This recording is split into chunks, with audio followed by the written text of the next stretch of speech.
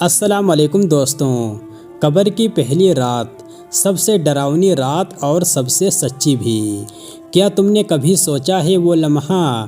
جب تمہاری روح جسم سے نکل جائے گی اور لوگ تمہارا نام مرحوم سے بلانے لگیں گے، جب تمہاری قبروں پر لوگ فاتحہ پڑھیں گے اور تمہاری یادیں صرف یادیں بن جائیں گی، جب سب تمہیں مٹی کے حوالے کر دیں گے اور تم رہ جاؤ گے اکیلے اس اندھیری قبر میں، تو کیا ہوگا اس پہلی رات؟ لوگ تمہیں کندھوں پر اٹھائیں گے، تیرے گھر کے آنگن سے لے کر اس تنگ قبر تک، کچھ روئیں گے، کچھ خاموش رہیں گے، کسی کو تمہاری یادیں رلا رہی ہوں گی تو کسی کو یہ سوچو کہ ایک دن اس کا بھی وقت آئے گا، مگر جیسے ہی مٹی ڈالی جاتی ہے، ہر آہٹ تھم جاتی ہے، لوگ واپس چلے جاتے ہیں، اب نہ دوست، نہ گھر والے، نہ رشتہ دار، نہ وہ انسان جس کی مسکان پر تم جان دیتے تھے، اب صرف تم ہو اور تمہارے اعمال، ہر سانس جو تم نے لی تھی اب اس کا حساب ہونا ہے۔ یہ وہ پہلی رات ہے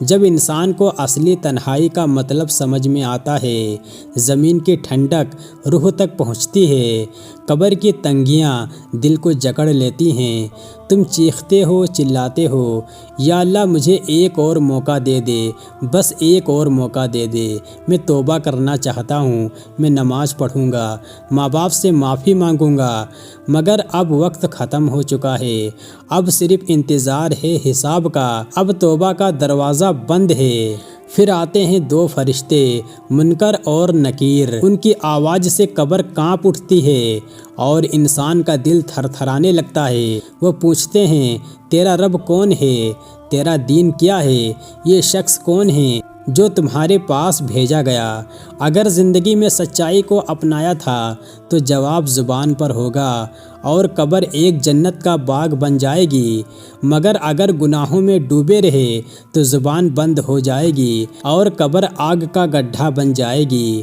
اگر تم نے سچائی کو اپنایا تھا، نماز پڑھی تھی، جھوٹ سے بچے تھے، کسی کا دل نہیں دکھایا تھا، ماں باپ کی خدمت کی تھی، تو قبر تجھے اپناتی ہے، ایک روشنی آتی ہے جو تیرے ساتھ رہتی ہے۔ قبر کہتی ہے، تو اچھا مہمان ہے، سو جا آرام کر، اور پھر وہاں ایک مہک ہوتی ہے جیسے جنت کی ہوا بہہ رہی ہو،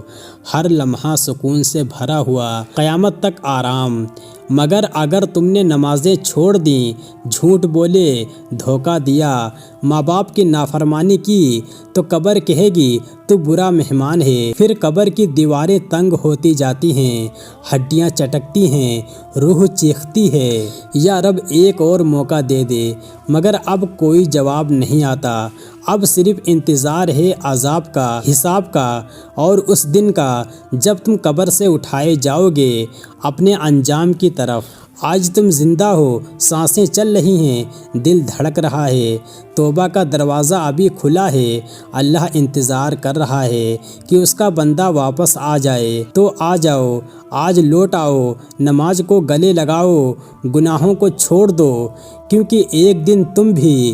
بھی قبر کی اس پہلی رات میں داخل ہو جاؤ گے، اور وہاں صرف ایک چیز تمہارے ساتھ ہوگی، وہ ہوں گے تمہارے اچھے اور برے اعمال۔